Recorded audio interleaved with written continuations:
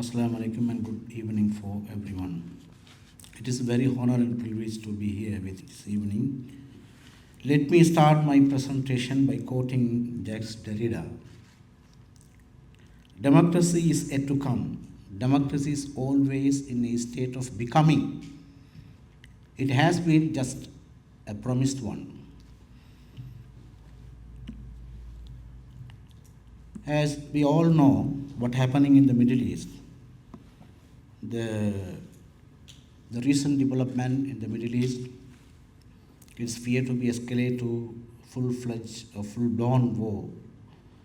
Fortunately, temporary ceasefire has come to effect.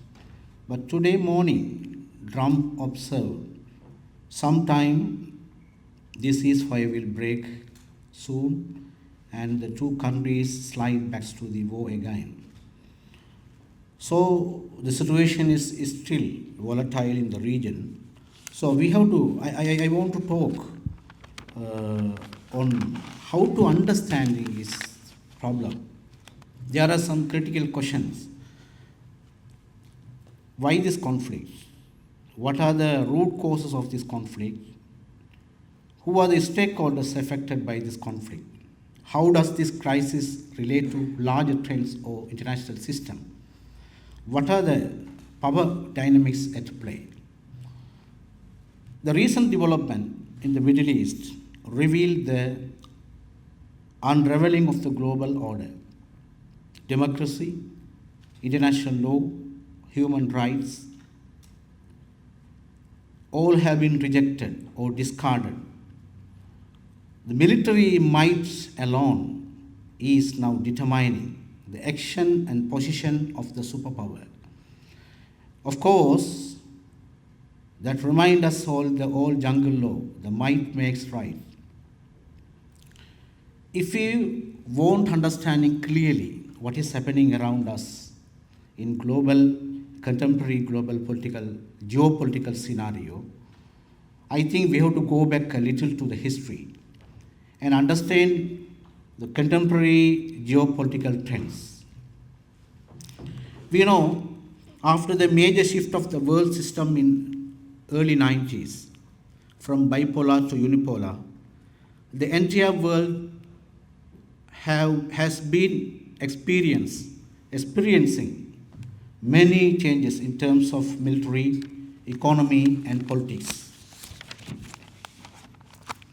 Especially since the collapse of Soviet Union in early 90s, the USA assumed hegemonic role, leveraging military, economy, and political tools to control the international affairs.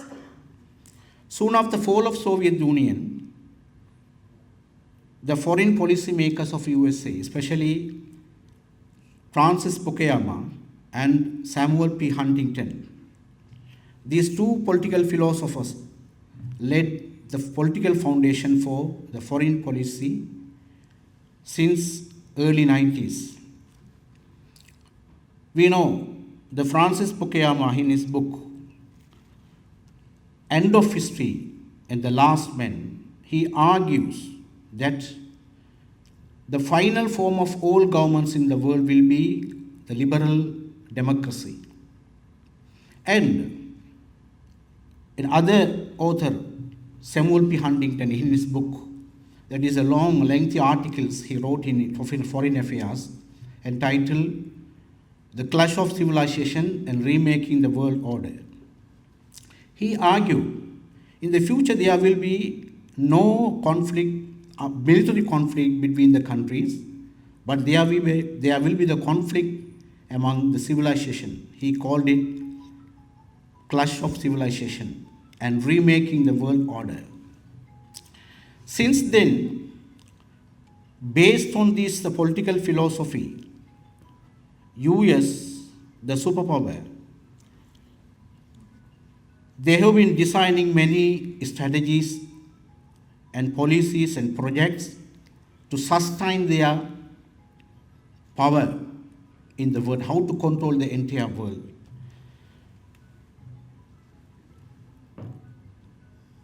Huntington stressed in his book, if USA want to sustain its power and to control over the world, they have to do three things: conquer, conquest, and control. How to do it?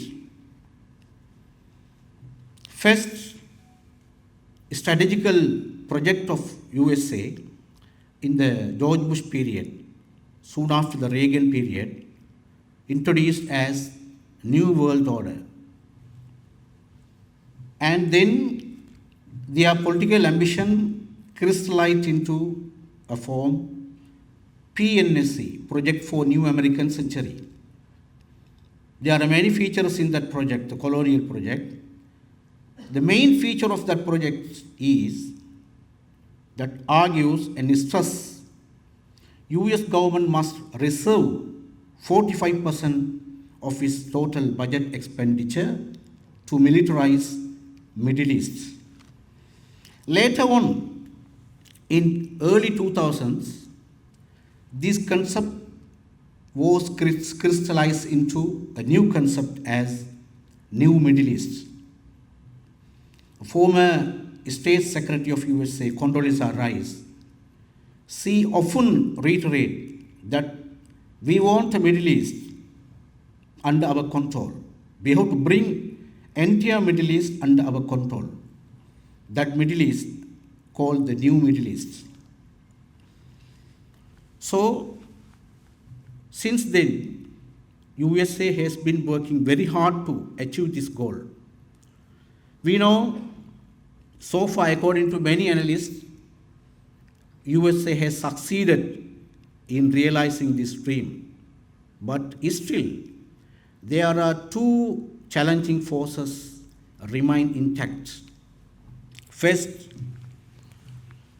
new emerging military power, Iran, and the second challenge is military entity called Hamas, which has been for last 4 decades struggling for an independent Palestine for oppressed and suppressed Palestinian peoples.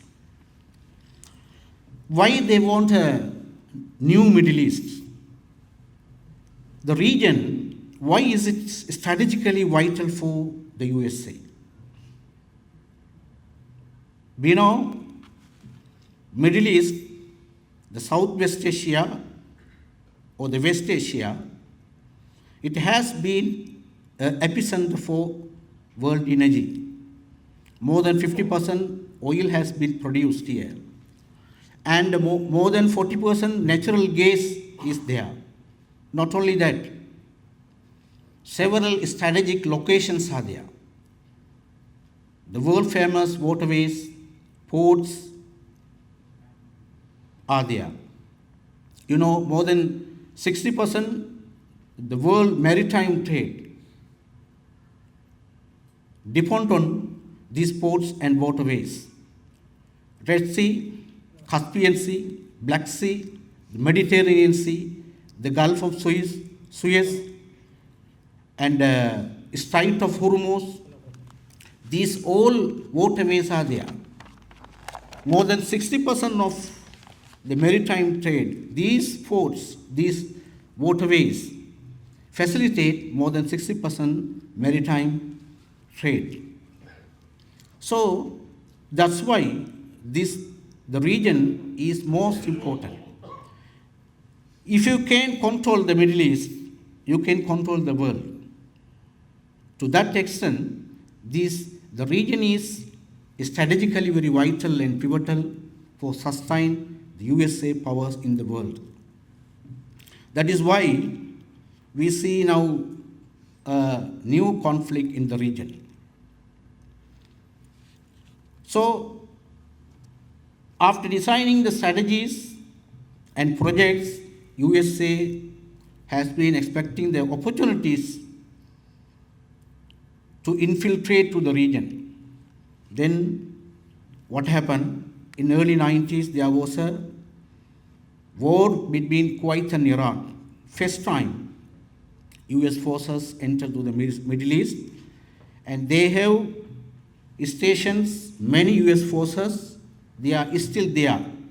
You know, in 99 Arab countries, there are more than 20 air and naval bases of USA. The second opportunity, 9/11 attack. After 4 hours since the attack occurred, former UN Defense Secretary Donald Trump called to George Bush. This is attack. This must be considered as a second Pearl Harbor attack on USA. We have to seize this opportunity to militarize entire Middle East so that we can achieve our goal. That's why the USA made the way to Tora Bora of Afghanistan. From there, they have made the way to Baghdad and occupied Iraq, and occupied Iraq for exactly 1 decade. And ultimately, they have divided the country to 3 entities. Oil-rich north was carved out for the Kurdish people under the leadership of Masoud Barzani and Talal Jalabani. Now it is entire control of USA and Israel. And also Saddam Hussein was murdered. The fourth opportunity was the Arab Spring. Soon after Arab Spring, there was a democratical change in the Egypt. But within 1 year, they toppled Dr. Morsi, and they have incited the military coup there, and they crippled the democracy in Egypt. Now Egypt, it has been under the military rule. Now the next strategy of USA, the crippling democracy in the Middle East. We know the second Turner, W. George Bush, once observed, the God has sent down me to the earth. What for? To democratize entire world. But unfortunately, he didn't express a single word about the democracy in the Middle East. Why? Democracy in Middle East, it will be a major challenge for them. They can't exploit the oil in very low price if a democratic government comes to the power. Middle East, oil and rich region that cannot be exploited by USA or the Western power if a democracy comes to the power in the region. So, minimum double standard. They have continued following minimum double standard in the Middle East. They are continuously strengthening and supporting the monarchy, pure monarchy in the region. They have been continuously crippling the democratical change in the region. So, of course, according to many analysts, whether USA has succeeded in their project of New American Century or New Middle East concept, yes, considerably they have succeeded. But there are, as I noted earlier, 2 challenging forces remain intact. First is Iran, second is Hamas. Why Iran is a challenge? You know, Iran was as an emperor in the history, a Sasanian or the Persian empire. Now it is emerging military power. It is believed that Iran possesses more than 16,000 ballistic missiles alone. It has been engaging in uranium enrich process in late 1960s. Eisenhower, then President of USA, the man who supplied with 5 kilogram enriched uranium to USA, to his puppet ruler, Shah Reza Pahlavi. Then he was a puppet of USA. He was close ally of USA. This Iranian enriched process has a history, the long history. They have passed more than eight decades. US, it is itself, supplied 5 kilogram uranium, enriched uranium, to the civilian purpose to develop energy production in Iran. In 1979, there was a revolution by Ayatollah Khomeini. The new government also continuing the same uranium enrichment project. Now they have come to the stage or page where they have capability now to develop nuclear warheads. That's why Washington and Tel Aviv are fearing Iran will become a major, serious, potential threat to regional security and safety. But there is a contradiction and paradox and irony in this argument. Why? Israel has an estimated 80 nuclear warheads reportedly supplied by USA. Former President of USA, Jimmy Carter, confirmed this in his interview to New York Times in early 90s.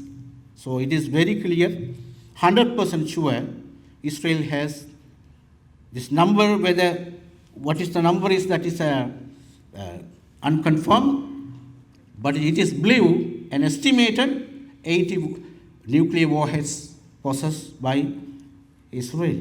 And it is not signatory to non-proliferation treaty.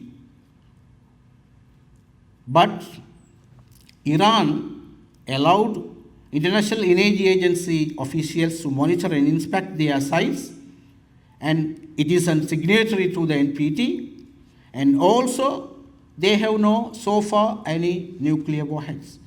So this logic here is how we can say a country, a sovereign nation, is threat to the region. If we admit it, a country has the right to strike another sovereign nation, arguing that is a potential threat to the region. If so, why UNO? Why international law? Why IAEA protocols? So that's why this global order is now falling out. And if you want to more clear picture on this existing or the current conflict in the Middle East, we must know the Palestine and Israel question. The root causes plunged in the 77-year-old conflict in the region. We know a nation or country installed by Britain in 1948 and continuously supported and strengthened by USA by granting military aid 40 billion annually for Israel military, 40 billion US dollar, and they are supplying high, latest, modern, sophisticated weapon to Israel, and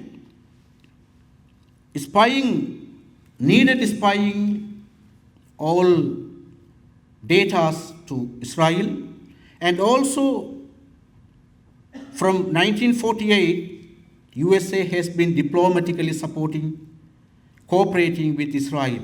You know, there have been more than 70 resolutions passed by UN Security Council against Israel so far. But no any resolution was translated into action because US has been using its veto power that is safeguarding Israel in the region. So there is no any global justice.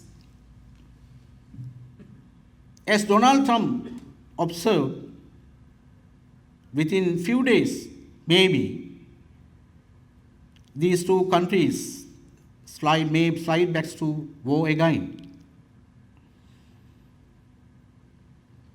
If it has happened, what will be the repercussion for the region, and what will be the implication for us all to entire world. That is most important. We pray this war should not continue.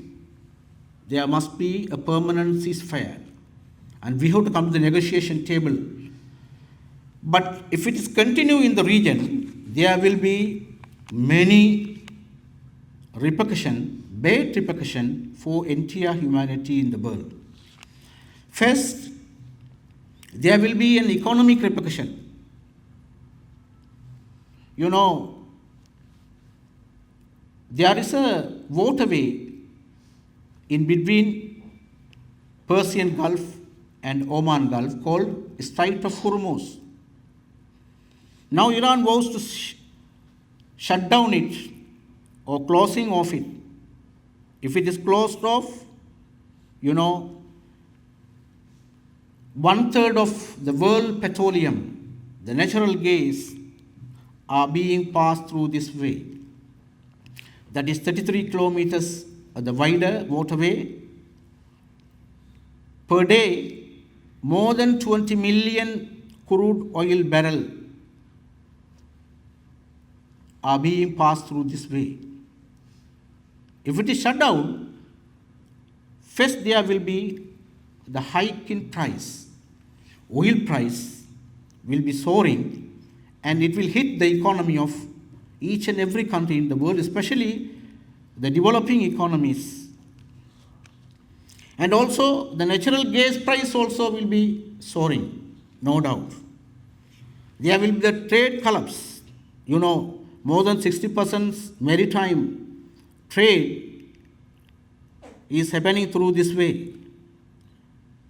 Not only the Strait of Hormuz, the Suez Canal, and the Gulf of Oman, the Gulf of Suez, and Bab, Mandalib. There are many ports and waterways in the region. If they close, there will be more crisis for our economy, and it will result in trade collapse. And also there will be nuclear contamination threat. If again Donald Trump administration intervene, and if he strike back Iranian uranium enrichment halts, there will be very bad repercussion on nuclear contamination threat. Radiation contamination will be the more effective in the region, and also that will spread to the neighboring countries also. And also there will be a migrant workers crisis. You know, Middle East there are more than 3 million foreign migrant workers are there. For Sri Lanka also, there are 1.3 million Sri Lankans are working in the Middle East. So we are getting 5.6 billion annually as a remittance from the migrant workers. So if the crisis escalate to regional war, it will affect the foreign remittance. And also, if Washington intervene directly again, there will be a war between Israel and Iran, US and Iran directly. That also will be the more effective, more bad repercussion for us. And also, sometime, now already they have decided in the parliament to pull out of NPT. Iranian government has decided to pull out from NPT. So what will be the repercussion? Sometime now they have the capability to develop nuclear arms, but they are continuously stressing and insisting we don't have any ambition to develop nuclear warheads, right? So if they pull out from the NPT, their nuclear development program will be in ambiguity. And also there will be new Cold War, new alignment, new power blocks in the world. World further will be polarized, no doubt. And also there will be a most bad effect in the market free fall. So the effects and repercussion will be very bad, not only for the region, but also that will affect entire world. Now, we have to stress one thing here.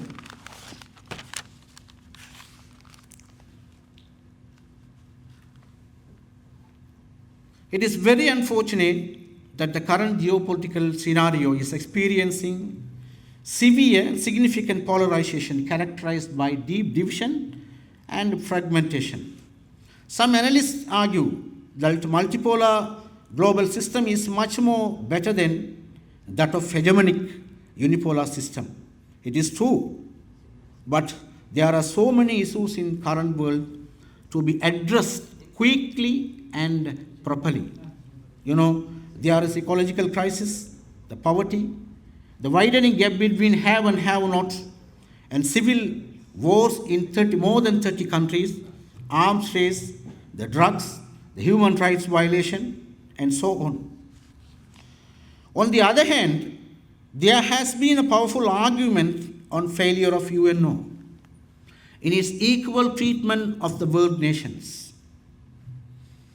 Christopher Veeramantri, the former Chief of International Court of Justice, once observed, I think in 2003, at a time when USA occupied Baghdad, Iraq, there was a series of speech for him in the BMICH.